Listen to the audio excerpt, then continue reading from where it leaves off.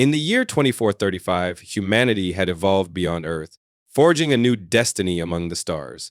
The age of space exploration had arrived, but much of the galaxy remained a vast, uncharted expanse filled with mysteries and dangers that no human had dared to unravel.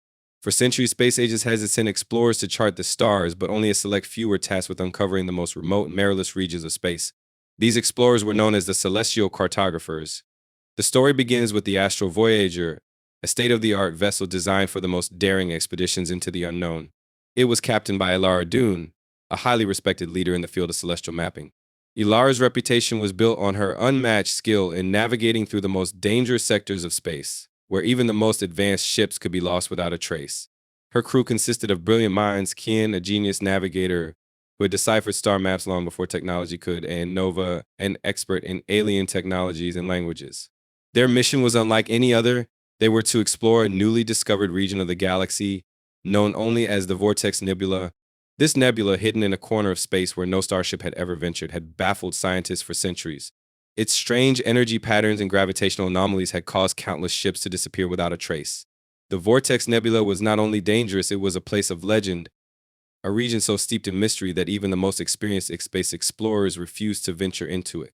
Elara's crew was determined to change that. As the Astral Voyager approached the nebula, the crew could feel the weight of the unknown pressing down on them. The ship's sensors were malfunctioning and the once reliable star maps began to distort. Even Ken, with his flawless navigation skills, found it increasingly difficult to chart their course. The energy signatures emanating from the nebula were unlike anything they had encountered before. "Something's not right," Ken muttered, scanning the readouts. "These readings, they're not just strange, they're unnatural." Nova, who had been analyzing the energy waves from the nebula, turned to Elara with a concerned look. "Captain, I've been getting strange data from the ship sensors. That's like the nebula is alive. It's changing our systems, our communications." Elara, who had faced countless challenges in her career, wasn't one to back down. "We're too far in to turn back now. We've come this far and we're going to chart it whatever it takes." As they ventured deeper into the nebula, the crew began to experience strange occurrences. The ship's walls vibrated with low-frequency hums, and shadowy figures flickered in the corner of their eyes. At first, they thought it was the malfunctioning systems or perhaps the stress of navigating such an unpredictable region. But as the days passed, the phenomena grew more intense. One night, as the crew gathered in the main hall for a briefing, Nova noticed a strange symbol etched into the ship's wall, an intricate, glowing pattern that hadn't been there before.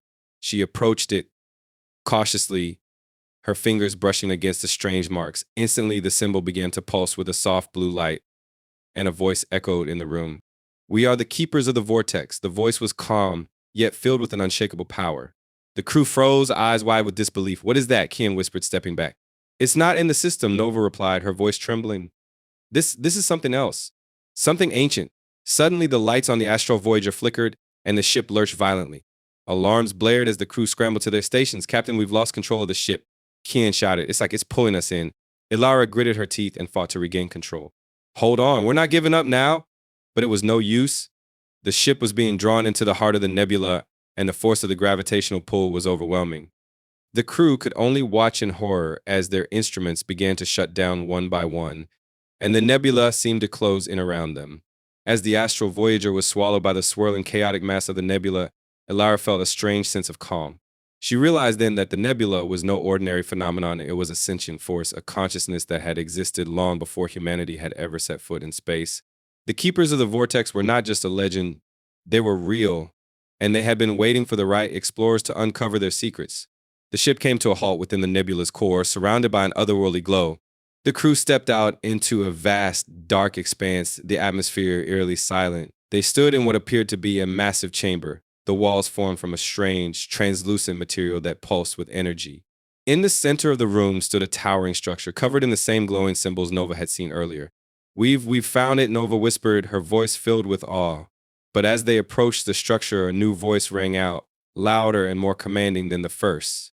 "You are not the first to come here," it said, "but you will be the last." The crew spun around, startled by the sudden shift in tone.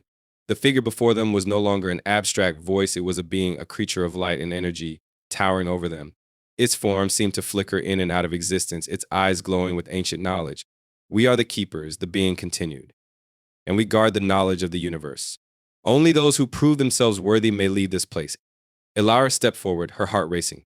"What do you mean? What knowledge? What must we do?" The keeper's voice rung like distant thunder. You must choose knowledge or life. Only one can be yours. The crew stared at the keeper in disbelief. This was the ultimate test, the very heart of the nebula's mystery. Could they unlock the secrets of the galaxy at the cost of their very existence? Elara knew they had no choice. They had come this far, and the truth of the universe was within their grasp. But as the keeper raised its hand, a sudden realization dawned on her. The nebula wasn't just a place of ancient knowledge, it was a prison. A prison for the keepers themselves, locked in an eternal struggle to protect the secrets of the stars.